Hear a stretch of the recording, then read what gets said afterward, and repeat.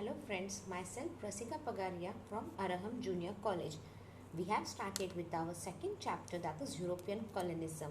In that we studied what is colonism, then causes of the rise of colonism, then we studied what were the consequences of colonism, and we studied European colonism. In that we studied America.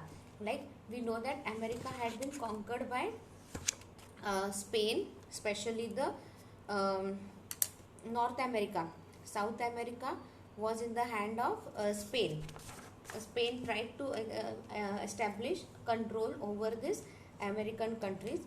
Looking Spain को बहुत ज़्यादा profit मिला through this American colonies.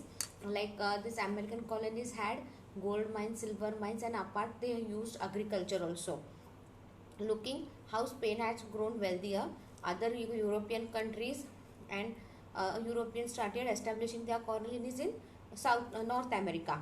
तो उससे उन्होंने क्या किया, वहाँ पे उन्होंने स्टैम्प ड्यूटी लगाई and all. Then there were several battles with Americans and Britishers, and finally Britishers got the independence from.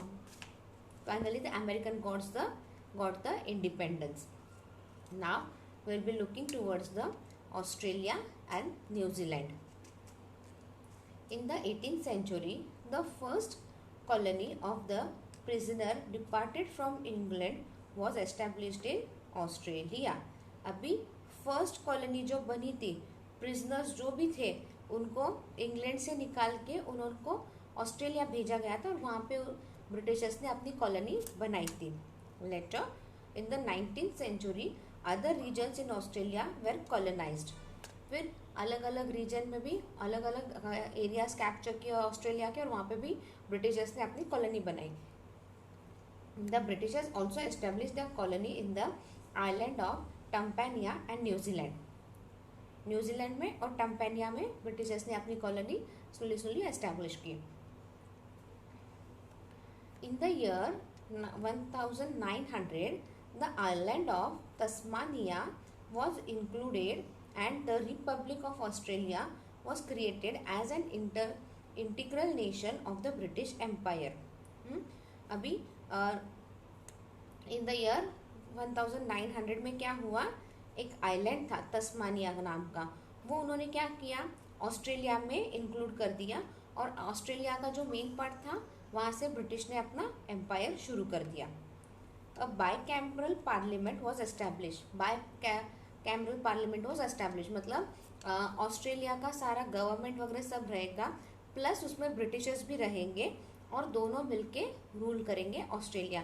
मतलब जो भी है सत्ता, major decisions will be taken by the Britishers only and certain small decisions, छोटे मोटे decision Australia can take. मतलब दोनों Australian and Britishers दोनों ने मिलकर पार्लियामेंट बनाया था, that is known as the bicameral parliament. A governor general was appointed in Australia by the British king as the viceregal representative. अभी एक गवर्नर जनरल अपॉइंट किया था ब्रिटिश गवर्नमेंट ने, ताकि वो ऑस्ट्रेलिया पर अच्छे से रूल कर सके. राइट.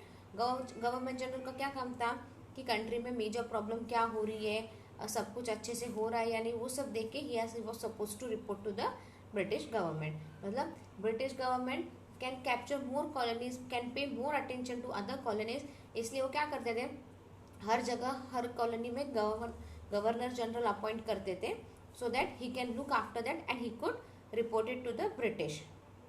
और ब्रिटिश एज यूजुअल अपने नए नए कॉलोनीज बनाने में लगे रहेंगे. Only European immigrants were allowed to enter Australia. Australia में कौन आ सकता था, सिर्फ यूरोपियन लोग. Only European people were allowed to enter in the Australia. No one other people या no other countries people were allowed to enter the Australia. In 1907, New Zealand was accorded the status of an autonomous state within the British Empire. अभी New Zealand को क्या बोल दिया उन्होंने, autonomous state बोल दिया within the British empire. British empire में वो एक ऑटोनोमस स्टेट था. The European settler in New Zealand adopted democratic system of administration. अभी वहाँ पे न्यूजीलैंड में कौन थे, ज़्यादा करके यूरोपियन ही थे न्यूजीलैंड में जो डेमोक्रेटिक सिस्टम अडॉप्ट कर रहे थे. The measures of public welfare such as common right to vote, public railway, fire and accident insurance, a pension for the old, compensation to workers who got injured or died on duty, etc. were implemented in New Zealand long before 1900 CE. अभी New Zealand में आज अपन देखते हैं, see today we have been introduce like अपने यहाँ पे तो after independence we came up with the right to vote, railway, fire accident insurance, pension, compensation to workers who died और who got injured at the work place, right. इन सबका वेर ये सब इम्प्लीमेंट हो चुका था न्यूजीलैंड में 1900 CE में ही. अपने को आज ये सारी चीज़ें आज पता चल रही है, राइट. लाइक इंडिया में तो ये आफ्टर इंडिपेंडेंस हुआ था सारा सब कुछ, बट न्यूजीलैंड में ये सब बहुत पहले से चल रहा है. Only Europeans immigrants were allowed to settle down in New Zealand. New Zealand में कौन आके रह सकता था? सिर्फ यूरोपियन. ऑस्ट्रेलिया में भी कौन सेटल हो सकता था? Only European. सिर्फ ऑस्ट्रेलिया और न्यूजीलैंड में कौन आके रह सकता है? सिर्फ यूरोपियन आके रह सकते हैं ऑस्ट्रेलिया और न्यूजीलैंड में. No other countries people were allowed to settle in the Australia. Settle होना तो दूर की बात, वो किसी को यूरोप किसी अपार्ट फ्रॉम यूरोपियन वो किसी और को आने भी नहीं देते थे उस कंट्रीज में. They were Britishers were so cunning. Now we'll move towards the next continent, Asia. In Asia continent we'll be studying about the Myanmar, Nepal, Sikkim, Bhutan, Tibet. Then we'll be studying the African continent. So let's look towards the Asian continent first. To protect their colonies in India from other colonistic European nation and to boost their trade in India and the neighboring region were the main objective of the British rule. British का क्या rule था? नए नए colonies establish करना, वहाँ पे trade करना and just to exploit the colonies and earn as much as profit as they can. It was the only motive of the British. British का क्या था? To rule all over the world, to acquire the colonies. Anyway they had the mass production. वो mass production कहाँ तो कहाँ dump करना था उनको, कहाँ तो कहाँ सेल करना था. So what they use to do, they used to come up with the new colonies, they used to try to exploit new colonies, new region. और वहाँ पे वो they used to force them to cultivate the raw material whatever they required and they used to pay very less for that and they used to send it to the England. वहाँ पे with machinery less cost में बन के आता था और वापस उसी मार्केट में जहाँ से उन्होंने रॉ मटेरियल खरीदा उसी मार्केट में they used to sell the product. So इससे क्या होता है? Europeans are becoming wealthier wealthier wealthier और जो कॉलोनीज थी they are becoming poor poor poor. उस कंट्री का इकोनॉमी पूरा डाउन हो रहा था. सो यहाँ पे क्या था? To protect their colonies in India from other colonial European nation and to boost their trade in India and the neighbouring region where the main objective of the British ruler. British rule के main objective क्या था? एक तो India में trade करना और नए नए कॉलोनीज एस्टेब्लिश करना was their main objective. Now we are going to look about the first our neighbouring country, that is Myanmar.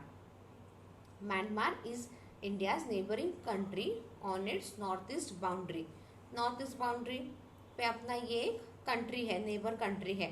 Like what are our neighbouring countries? Sri Lanka, Nepal, Tibet, China, Pakistan, Myanmar, Bangladesh, हाँ, then Andaman Nicobar island, Diu Daman, ये सारे क्या है? अपने neighbouring countries है. So Myanmar is one of our neighbouring country which is situated towards the north east boundary. North east boundary यानी क्या आता है?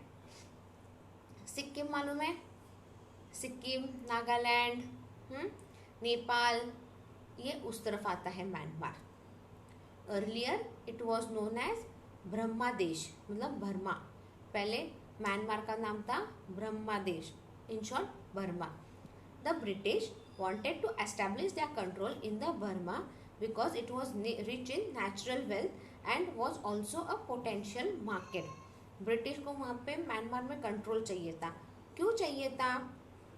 Because Myanmar was rich in natural wealth, हाँ, and was a potential market. Myanmar क्या था? ये थोड़ा सा अंडर डेवलप कंट्री था, इसलिए क्या था यहाँ पे यहाँ पे मार्केट इतना फ्लरिश नहीं हुआ था और ज़्यादा कुछ मार्केट नहीं था।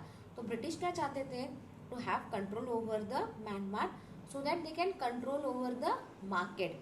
मार्केट वहाँ पे बहुत पोटेंशियल मार्केट था but it was not develop.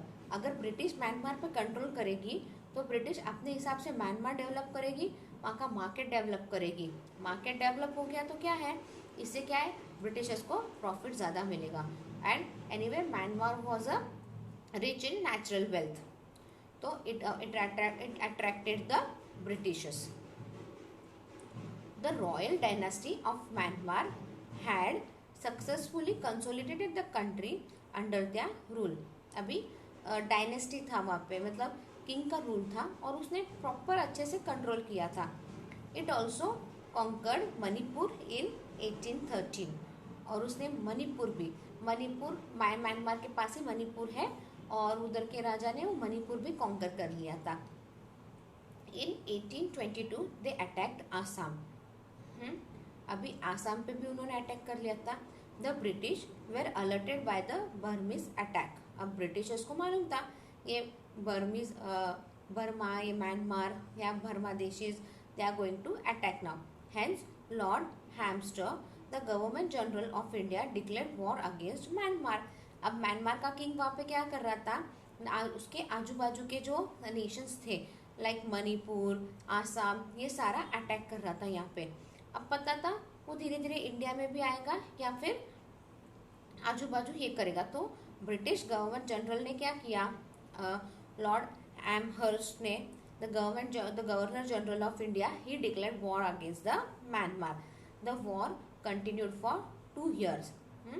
It is known as the first Anglo Burmese war. The British navy conquered the port of Rangoon in this war.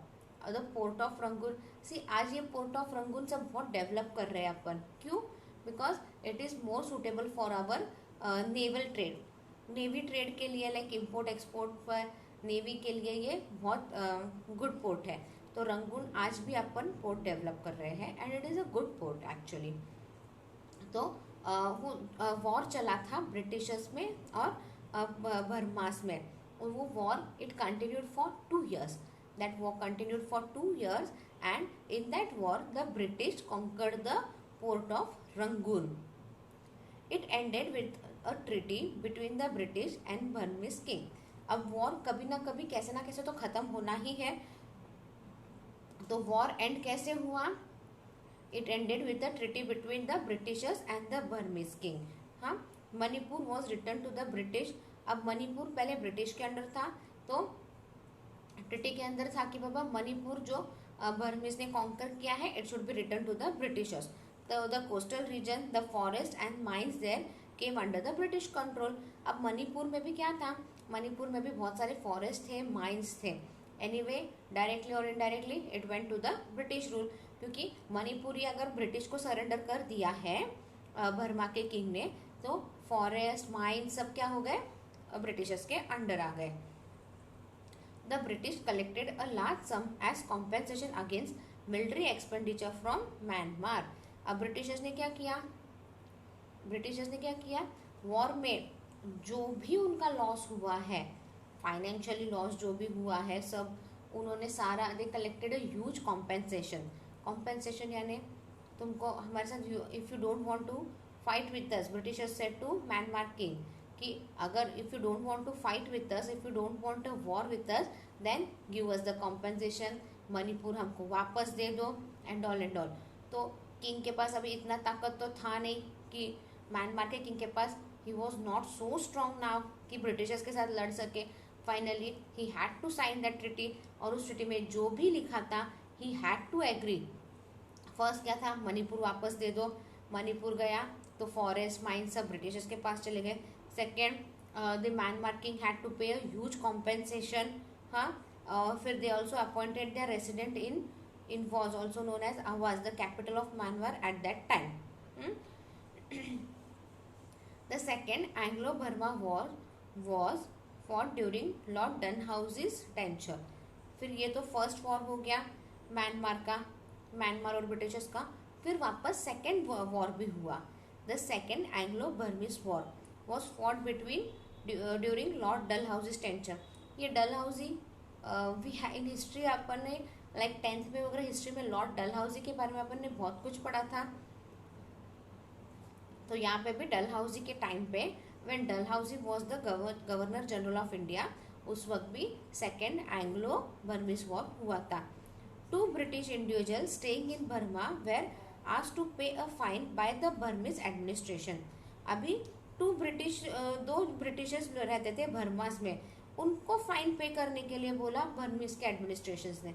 Burma में अपना अपना एडमिनिस्ट्रेशन चल रहा था, किंग था तो उसका ही एडमिनिस्ट्रेशन रहेगा। तो वो दो जो ब्रिटिश लोग वहाँ पे रह रहे थे उनको फाइन पे करने के लिए बोला। This minor incidence was used as a pretext by Dalhousie to plan an attack on Myanmar. अब Lord Dalhousie didn't like it, it was against the Lord Dalhousie. उसको ये छोटा सा incidence it took a big space, right, and Lord Dalhousie declared a war against Myanmar. He declared war and sent an army to Myanmar with commandos George Lambert as its head. अब उसने पूरी declare war कर दिया, पूरी war की तैयारी कर ली, and he send a huge army to Myanmar with commandos. George बहुत से कमांडोज भेजे और उन सब आर्मी का हेड था George Lambert as its head. The Burmese army was defeated. Anyway Burmese army got defeated क्योंकि ब्रिटिशर्स के पास वेपन्स वगैरह थे, दे हैड द राइफल्स।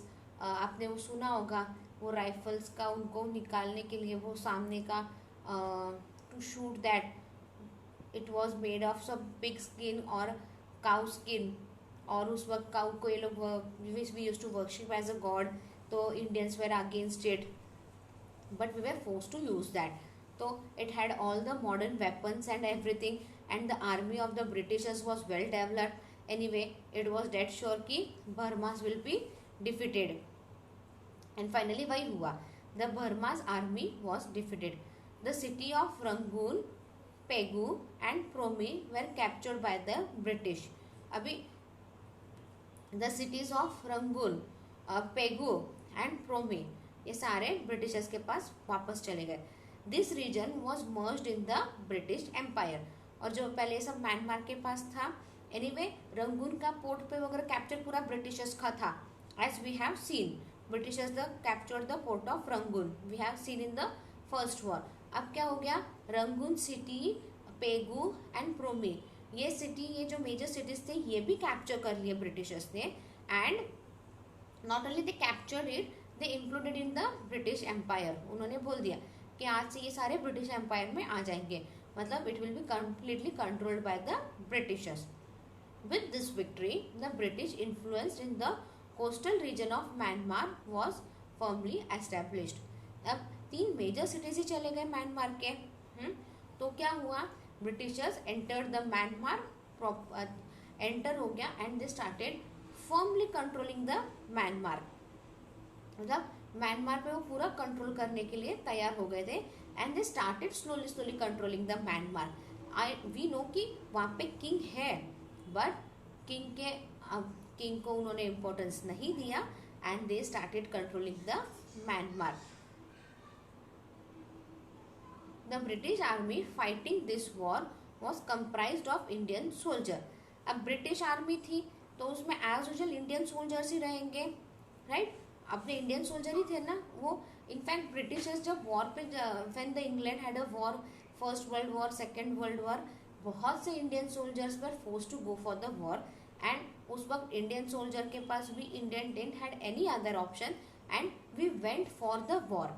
और बहुत से लोगों ने, बहुत से इंडियन लोगों ने अपनी लाइफ गंवाई है वॉर में, first world war, second world war, और वर्ल्ड वॉर 2 के बाद ही वी गॉट द इंडिपेंडेंस।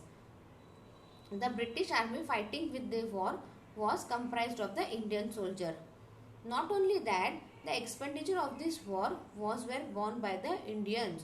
अभी वॉर का जो भी खर्चा रहेगा वो भी इंडियंस ने ही देने का। मतलब अगर वो Myanmar, British is fighting with the Myanmar for establishing it's colony over the Myanmar, वो वॉर करने के लिए भी इंडियन सोल्जर ही थे, और वो वॉर का एक्सपेंडिचर भी इंडियन ही देने का। मतलब see it was an just an, बोलते हैं ना, अत्याचार ऑन इंडियंस, वो वही चल रहा है। और फायदा किसको है? ब्रिटिश गवर्नमेंट को फायदा हो रहा है and we Indians are getting a problem of it. The French had already created considerable influence in Vietnam. अभी वियतनाम फ्रेंच ने क्या किया है? वियतनाम को ऑलरेडी पूरा इन्फ्लुएंस कर चुके हैं वो. There was increasing contact between the Burmese king and the French. अभी किंग का कॉन्टैक्ट और फ्रेंच, इन दोनों में कॉन्टैक्ट बहुत अच्छे थे. In addition king Thibaw of Myanmar tried to strike a pact with Italy and German. और वो किंग जो था म्यांमार का, वो इटली एंड जर्मन के साथ भी it was trying to get the help from Italy and German. See, Myanmar king was also very good and very intelligent. What he did, वो देख रहा है द किंग इज लुकिंग कि Britishers are planning attack, planning war on Myanmar. So what he did, he had a good contact with the king of French. So he is trying to get help from French, and apart from French, he is trying to get help from Italy and German also. There were reason enough for the British to feel alarmed. अब Britishers को तो alarm हो गया. Britishers को पता चल रहा है कि म्यांमार का king is trying to get help from this region. They got a pretext to declare war against the King Taiwan when he levied fine on the Bombay Burma Trading Corporation. अब British को alarm तो मिल गया. अब king तिब्बा क्या किया, उसने fine चालू किया. बॉम्बे बर्मा ट्रेडिंग कॉरपोरेशन था ये, बॉम्बे बर्मा ट्रेडिंग कॉरपोरेशन था जिसपे ये लोग प्रॉपरली ट्रेड कर पा रहे थे. अभी उसने he started imposing fine on that a British company. Lord Dufferin, the Governor General and Viceroy of India, took the opportunity and sent army to attack Burma. अभी लॉर्ड डुफिन क्या किया, उसमें को गवर्नर जनरल था and viceroy of India took this opportunity, और उसने क्या किया, आर्मी सेंड कर दिया बर्मा पे, like go and attack the Burma, क्योंकि बर्मा का king is charging fine to the Bombay Burma trading company which was under the British company. So it was against the British rule. So it sent an army. Then there came a third Anglo-Burmese war was fought around 1885 CE. Third war हो गया.